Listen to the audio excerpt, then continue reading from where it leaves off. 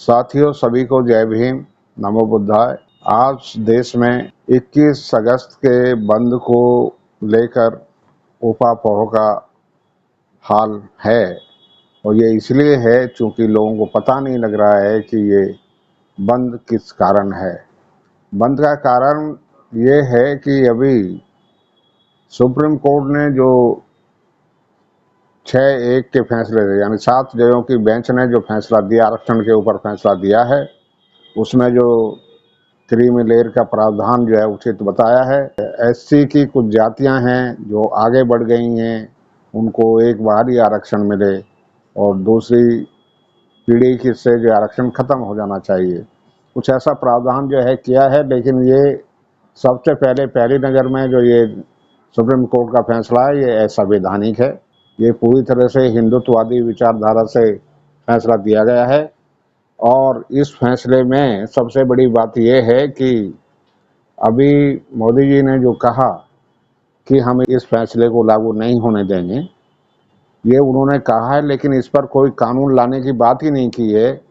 अब उनके कहे हुए इस बयान को भी काफ़ी दिन हो गए हैं, लेकिन कोई भी उन्होंने अभी इस पर कानून लाने की बात नहीं की है।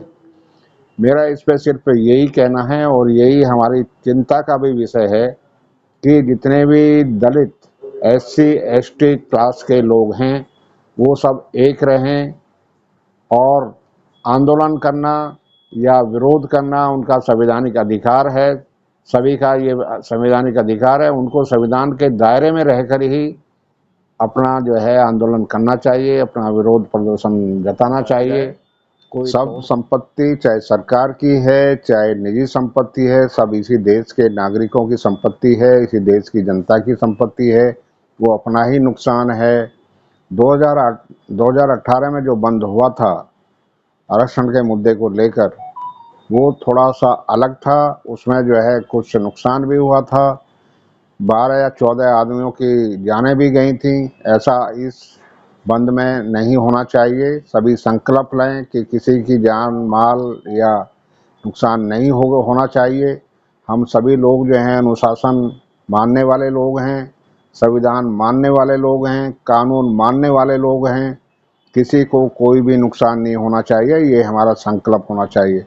साथियों, आप ये भी ध्यान रखना होगा कि जो आंदोलनकारी होते हैं या विरोध प्रदर्शन करने वाले लोग होते हैं, जो अपने मुद्दों को जो है सरकार तक पहुंचाना चाहते हैं, वो कभी दंगा फिसाद नहीं करते हैं। दंगा फिसाद संघियों का ये इतिहास रहा कि वो दंगे फिसाद करने में, पब्लिक इकट्ठा करने में सबसे आगे रहते हैं और विरोध प्रदर्शन को ठीक से चलने नहीं देते हैं, लेकिन वो उनके हमदर्द बनकर अंदर घुसते हैं और फिर दंगा कराते हैं।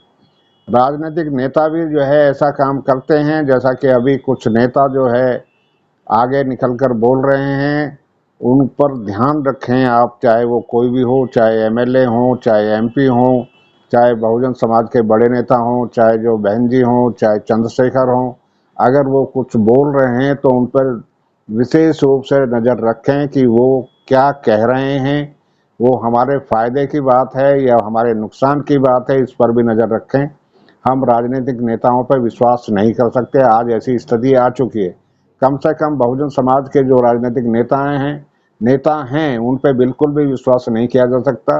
उन पर आप जो है ज़रूर जो है अपने दिमाग को जगा कर रखें, अपने दिमाग से सोचें, आंकलन करें कि इनका मकसद क्या है, ये क्या कह रहे हैं, किधर ले जाना चाहते हैं, किसको फ़ायदा पहुंचाना चाहते हैं और किसको नुकसान पहुंचाना चाहते हैं। इन चीज़ों को लेकर ही उनके किसी भी बात पर जो है आगे बढ़ें या आंदोलन में उतरें।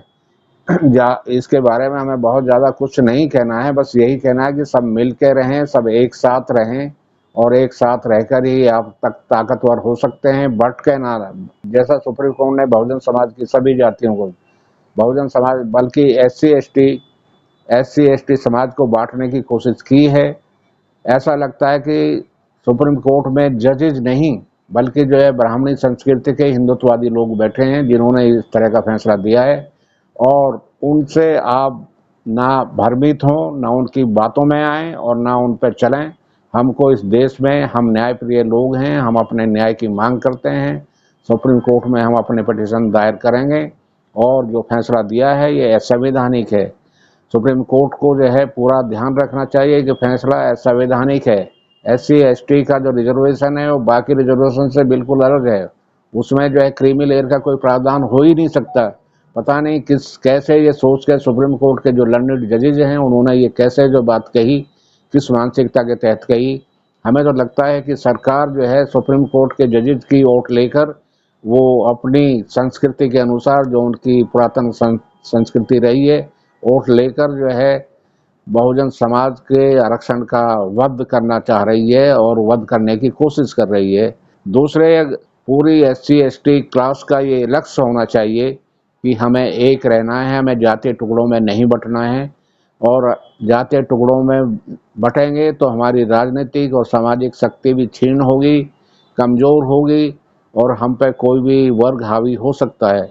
लेकिन अगर हम सब इकट्ठा रहेंगे, इसीलिए बाबा साहब ने कहा था लंदन गोलमेज सभा की मीटिंग्स में, गांधी के सामने कहा था कि जो SC ST क्लास के लोग हैं वो हिंदू नहीं हैं, वो एक विशिष्ट माइनॉरिटी ग्रुप है इस देश में जो हिंदू नहीं है, उनको विशिष्ट किस्म का ही प्रावधान दिए जाने चाहिए। तो उन्होंने विशिष्ट प्रावधान जो है संविधान के माध्यम से किए। लेकिन आज जो है सुप्रीम कोर्ट की ओर लेकर ब्राह्मणी मानसिकता के जजेस, जो हमारे अधिकार हैं, जो आरक्षण का अधिकार है जो बाबा साहब के द्वारा मिला और जिस भावना से मिला, जिस प्रावधान को संविधान में दिया गया, उसको जो है तरोड़ा मरोड़ा जा रहा है। क्रीमी लेयर की बात की जा रही है, क्रीमी लेयर कैसे लागू हो सकता है?